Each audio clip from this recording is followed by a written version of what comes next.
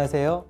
Hello, I'm Dr. Son Young-hui. After we do the implant surgery, the initial healing period is very important to prevent infection and inflammation during the period and to reduce patient's pain. We prescribe drugs. It is important to understand the efficacy and side effects of drugs. Let's look at prescribable drugs and what are the appropriate prescriptions that we can make clinically.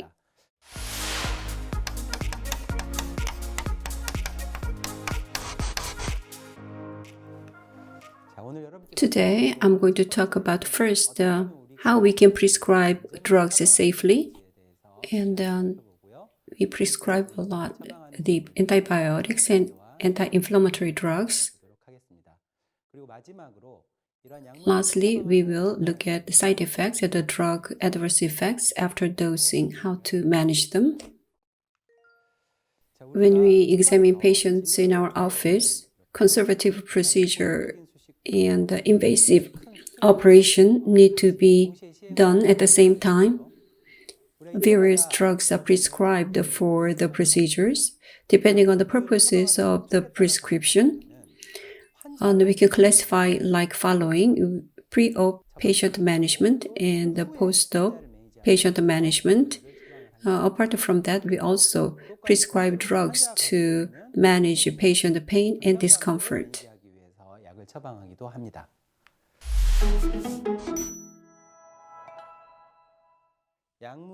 The risk of medications classified by FDA in terms of the impact to fetus and pregnant women.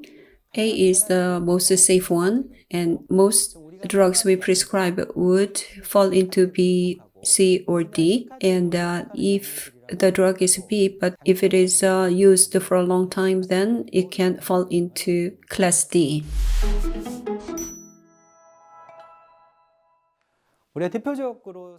The common antibiotics, there are about 15 groups used a lot.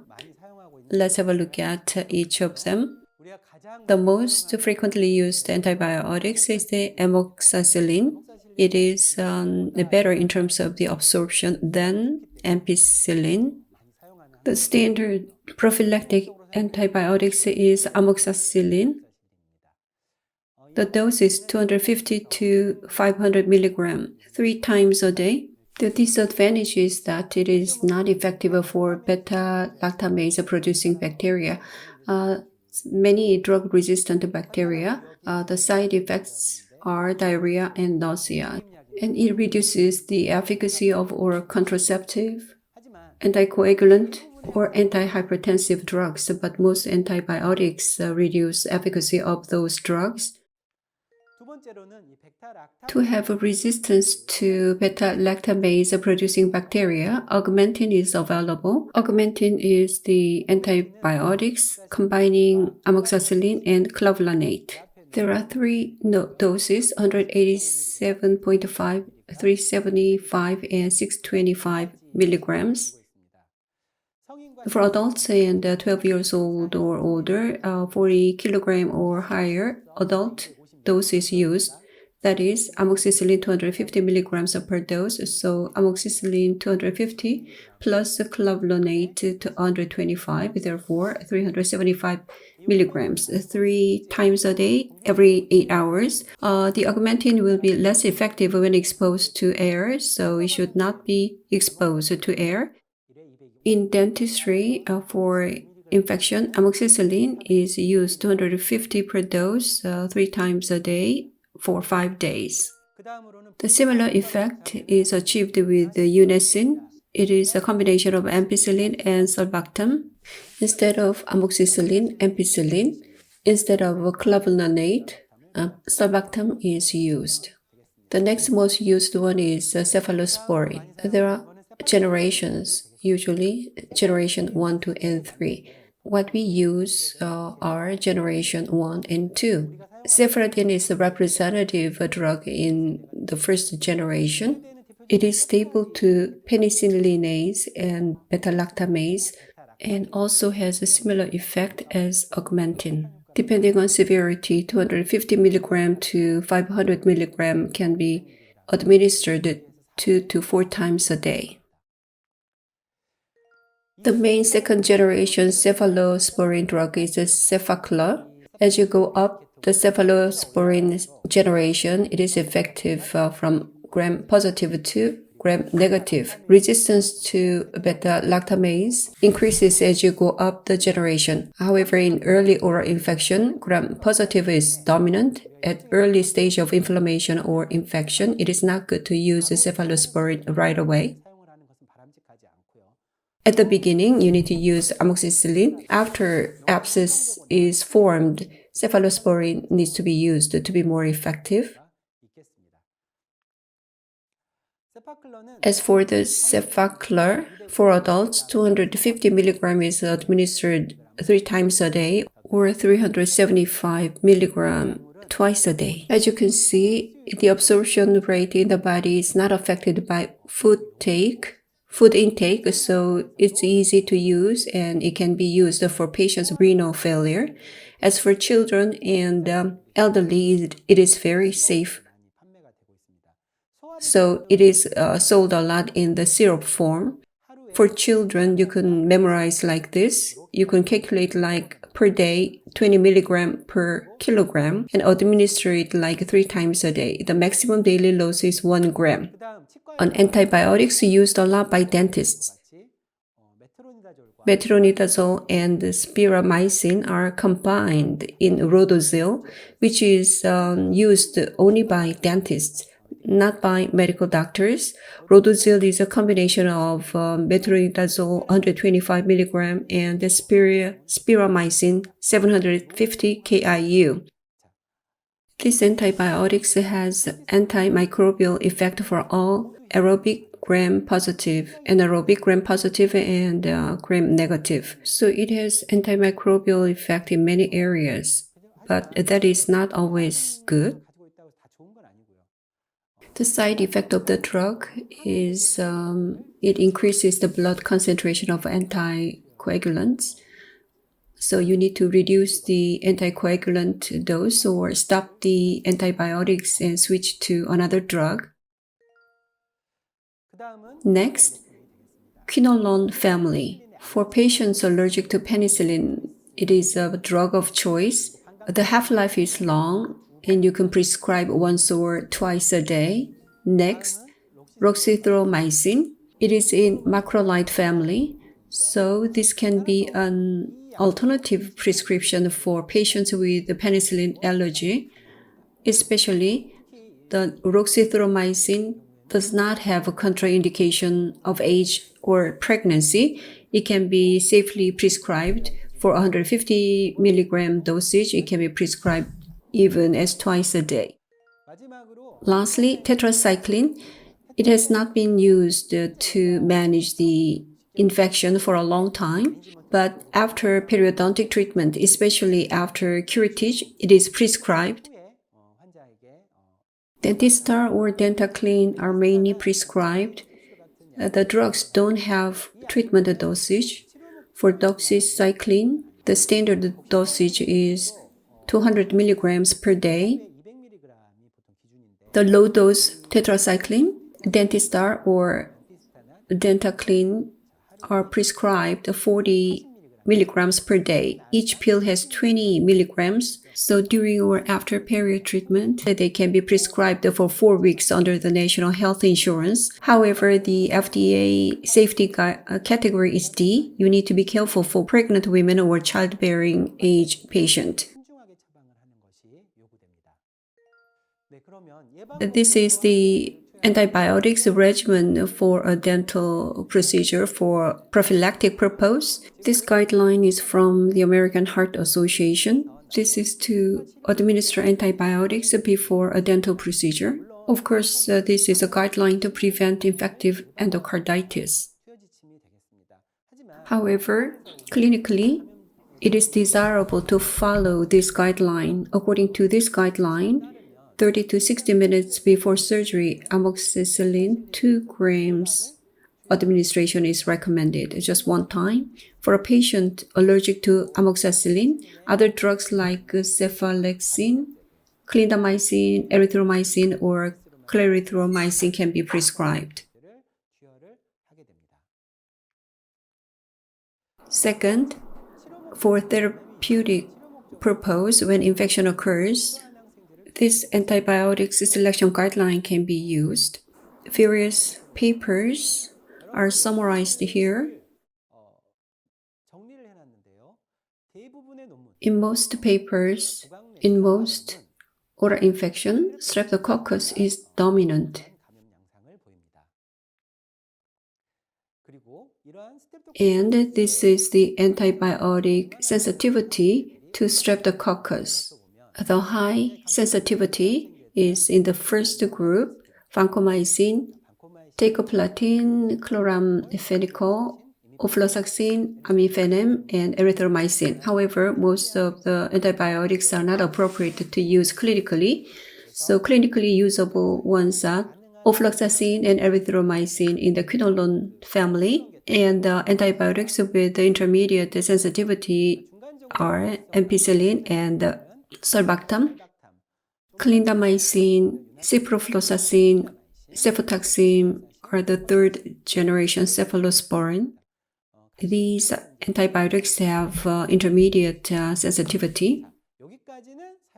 Up to here, we can use them, but the high resistance ones, like cefazolin, oxacillin, and ampicillin, show high resistance.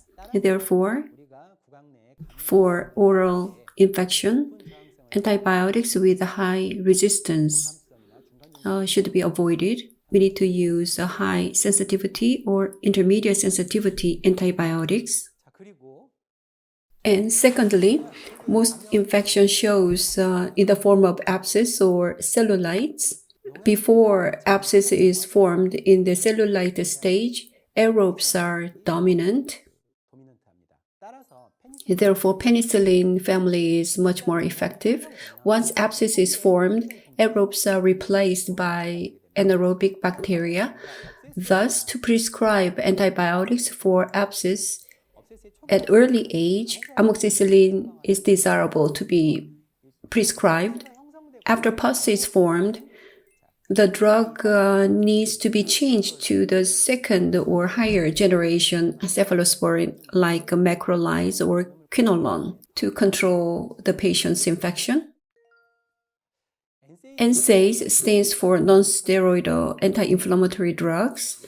It is defined as all anti-inflammatory analgesics except the opioid analgesics and steroids.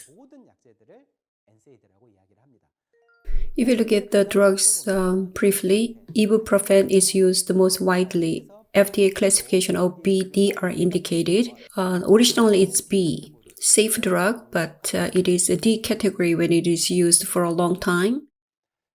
Brufen and Advil fall into this category of ibuprofen. This is very safe, so up to 3,200 milligrams per day can be used, and the analgesic effect is superb. However, there's one disadvantage. The half-life is very short. Thus, for proper analgesic effect, it should be administered every 4 to 6 hours. It is in the form of a syrup. That means it is safe for children as well. Second, diclofenac sodium. Diclofenac is explained because it is the most popular NSAID. In Korea, it makes up 1/3 of a prescribed NSAID. One of the side effects of NSAID is to increase the risk of cardiovascular disease. Therefore, long-term use is not recommended. Aceclofenac is stronger for COX-2 selectiveness and reduces the GI side effect. So this is widely used too. In the picture, Eltal is not diclofenac but aceclofenac. Next is loxaprofen, which is widely used. It is for rheumatoid arthritis and osteoarthritis, and is also used as anti-inflammatory analgesics after surgery or extraction after trauma. This should not be used with the ketorolac, which is another NSAID. Next, piroxicam. It has various dosage forms. Frequently we see in the form of patches. It is a strong NSAID with a strong anti-inflammatory effect. However, it may cause GI side effect or skin side effect. They can be a little severe. In the past, the standard dosage was 40 milligrams per day, and now it is lowered to 20. Next, ketorolac, tromethamine. Tarasin is a drug name, brand name. Ketorolac, compared to other NSAID, has superior analgesic effect. So it is used to control pain, and it is the most powerful analgesic drug except opioid analgesic. However, many drugs should not be used together, and it is not for 16 years old or below, and it should not be used more than 7 days. Ketorolac drug, the similar drug, should be avoided as much as possible. That's why I'm showing this to you. Next, now we are using a lot of this, and also orthopedic department uses Ultraset. Let me talk about tramadol and Ultraset together. Tramadol is not an NSAID. It is a pseudo-opioid. It is closer to opioid. The drug does not have a fever-reducing or pain-controlling effect. It has only analgesic effect. The mechanism is similar to opioid, but it is not an opioid. Therefore, we can prescribe it. The NSAID that we use work on the peripheral nerve, but tramadol works on CNS, and there's withdrawal symptoms. Ultraset is discussed together with the tramadol because Ultraset is a combination of acetaminophen and the tramadol. It is made by Janssen Korea. There are many formulations and dosages. It is most widely used in orthopedic department. The analgesic effect is very strong, but it has strong side effects. Therefore, if it is not absolutely necessary, you need to be careful in prescribing this.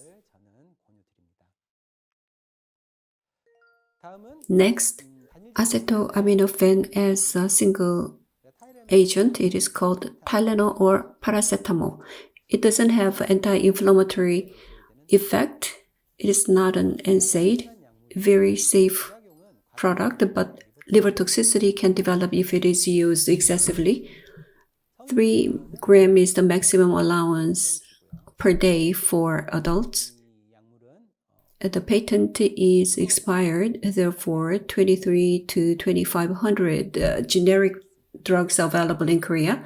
WHO established principles for prescribing analgesics, and this can be applied to oral infection. Step 1 for mild pain, Step 2 moderate pain, Step 3 for severe pain. So 3 steps of pain. When the pain is mild, non-opioid NSAID only can be used. For moderate pain, weak opioid plus non-opioid or adjuvant can be prescribed. For Step 3, severe pain, strong opioid and non-opioid can be administered according to this recommendation. For analgesic letter, what is more important is not this, because we don't chronically use the painkillers. What is written at the bottom is really important. What does it say? Combining an opioid and non-opioid is effective. That's what it says, but We should not combine drugs of the same class because the analgesic effect does not increase. Second, depending on the drug half-life, the drug should be administered, the dose by the clock. That's important. And we should not wait for pain to recur. These principles need to be adhered to. When we say side effects, they usually refer to the adverse drug reaction, ADR in short. It is an hazardous or unintended reaction while using the medication in normal usage. So the adverse drug reaction is the side effects. There's another word, adverse event. It is all the signs, undesirable and unintended signs during administration or use of medication. So when we say side effects normally, that means the adverse drug reaction, ADR. In Korea, what causes ADRs according to papers? NSAID. NSAID ADR is the most frequent one, followed by anti-cancer drug and then antibiotics. First, adverse drug reaction of antibiotics. The most frequently, amoxicillin causes the ADR. The adverse drug reaction, most frequently, shock occurs, and hypersensitivity and GI trouble. Rarely, hematologic problem, CNS problem, skin problem, hepatic, and renal problems. In the past, for shock and hypersensitivity, H1 antihistamine or corticosteroids were prescribed first, but today the use of epinephrine is recommended first. When we administer epinephrine to a patient, we can use the emergency kit, 1 to 1,000 epinephrine. For adults, usually 0.3 milligram is administered. EpiPen or Zext are available locally.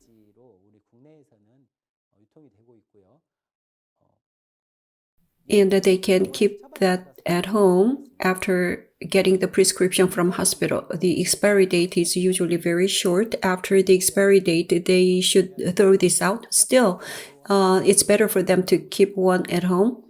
It is an auto-injection. A patient can inject it at the outer side of the patient's thigh, then the injection automatically occurs. The second ADR of antibiotics is GI trouble. Nausea, vomiting, diarrhea are the most frequent ones. Rarely, pseudomembranous colitis can occur. Pseudomembranous colitis, I have never seen it, but it is very fatal, high death rate. Macrolide has the high probability, the high incidence of this. Clarithromycin or oxythromycin can be prescribed, but the long-term usage is not advised. But there is some misunderstanding. GI trouble due to antibiotics is very rare. That's you need to understand. For GI trouble because of antibiotics, antacid or digestive do not help. After prescribing the drugs and a patient develops GI trouble, mostly that's because of NSAID. Next, drug adverse reaction of NSAID. ADR of NSAID. It is because of inhibition of COX-1, and it has so many ADRs like this: GI trouble, hepatic, renal, hematologic, respiratory, cutaneous, and CNS troubles. Among the NSAID side effects, the most frequent one is the GI trouble. In 40% of the cases, stomachache, heartburn, abdominal distension, indigestion can occur. 40% of all the troubles. Next, GI, bleeding, perforation, or occlusion, very severe side effects can occur rarely. The risk factors of developing those are about 7 items. First, age, history of ulcer, high dose of NSAID, and concomitant use of multiple NSAIDs, antiplatelet agent or anticoagulant, corticosteroids, if they are used concurrently. Those are the risk factors. If those risk factors exist, then there's a higher probability of having the GI ADR. The probability of having GI ADR depends on which drug is used. The biggest culprits are endomethacin and ketorolac, followed by naproxen, diclofenac, piroxicam, meloxicam. So ibuprofen is a very safe NSAID.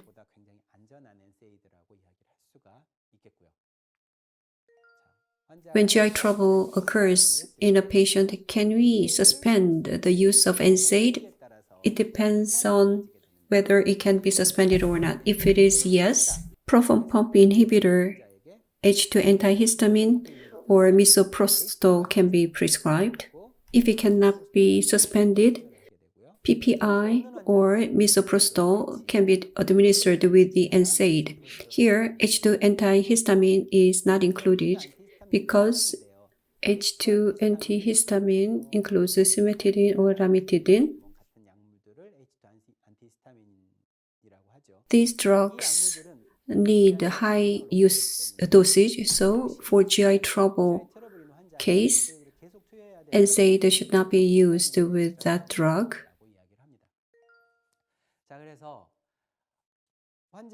After NSAID administration, GI trouble can occur.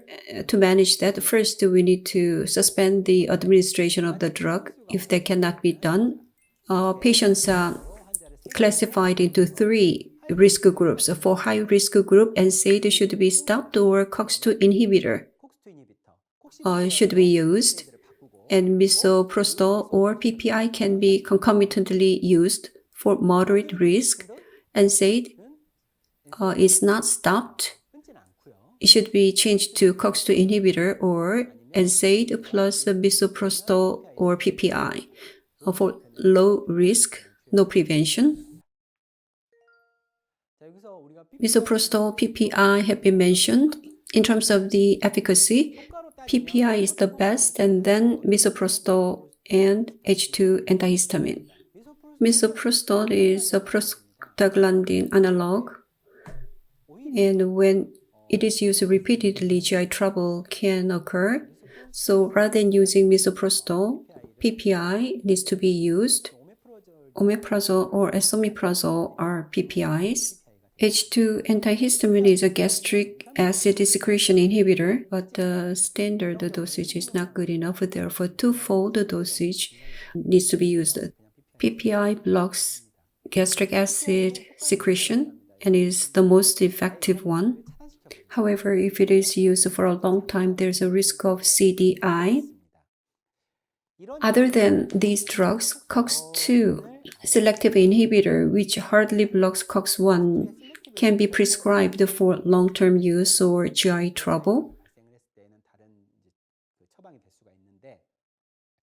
It reduces the peptic ulcer 4 to 5 times, but cardiovascular failure can occur as a side effect, so it is advised not to use it in CV patient.